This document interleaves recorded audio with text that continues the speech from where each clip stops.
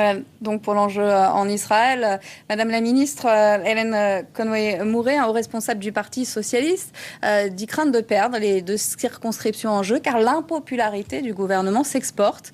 Pensez-vous également que le contexte n'est pas favorable pour le PS ? Écoutez, c'est ce qui est dit par l'opposition et c'est tout à fait normal, c'est le jeu politique. Moi, je crois que le gouvernement auquel j'appartiens a des objectifs très clairs. Nous avons, en un an, déjà engagé un certain nombre de réformes. Je crois que nous avons été très courageux. La situation économique est en effet très mauvaise, mais enfin, l'état des finances publiques n'est pas forcément de notre fait. Enfin, le déficit public n'a pas été créé en un an. Nous en avons hérité, malheureusement, et nous essayons de rétablir tout cela.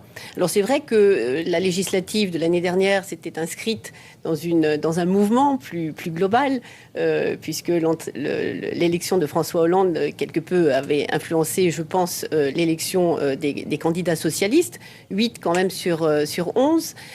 Mais en même temps, il y avait un style de campagne complètement différent que les candidats socialistes actuels ont gardé, c'est-à-dire une campagne de terrain qui est peut-être pas forcément aussi visible que celle où l'on peut voir M. Copé ou d'autres responsables de l'UMP finalement se déplacer. Mais je crois qu'in fine, les électeurs choisiront le type de représentation qu'ils souhaitent avoir.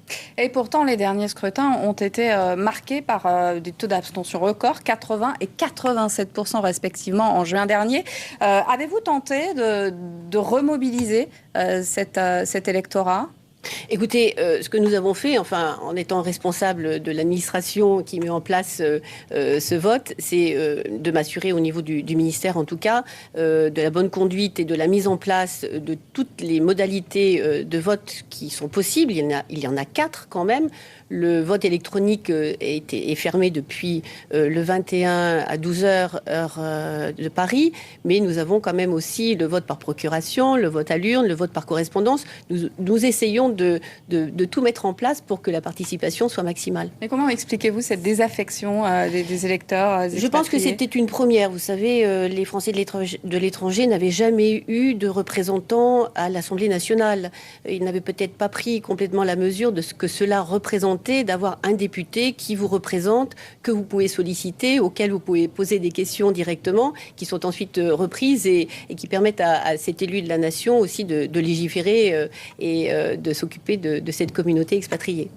Si le gouvernement si le Parti socialiste perd les 2 circonscriptions en jeu, sachant que 2 autres législatives partielles sont à venir avec les Bouches-du-Rhône et le Lot, c'est la majorité absolue au Parlement qui est menacée. Est-ce que c'est une préoccupation du gouvernement et des socialistes ?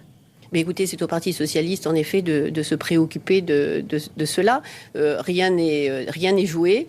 Je crois que les candidats socialistes font une bonne campagne. Israël n'est peut-être pas forcément complètement représentative. Il faut quand même savoir qu'Israël avait voté majoritairement 80%, je crois, pour Nicolas Sarkozy. Donc, si l'on doit se concentrer, en effet, sur ce pays-là, on pourrait avoir des inquiétudes. Mais la circonscription est beaucoup plus vaste.